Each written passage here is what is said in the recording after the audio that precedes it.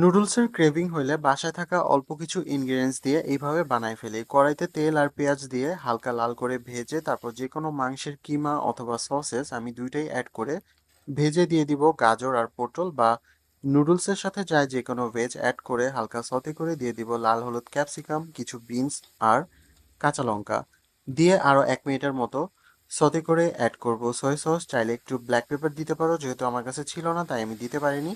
And finally আমার আগে থেকে বয়েল করে রাখা নুডলসগুলো অ্যাড করে ভালো মতো মিক্স করে নিতে হবে। অ্যান্ড লাস্টলি স্বাদ মতো লবণ, চিকেন পাউডার, একটু চিনি দিয়ে ভালো করে স্টার করে নিব। তবে চিকেন পাউডার না থাকলে চিকেন বেশি করে অ্যাড করলেই হবে। And black pepper must.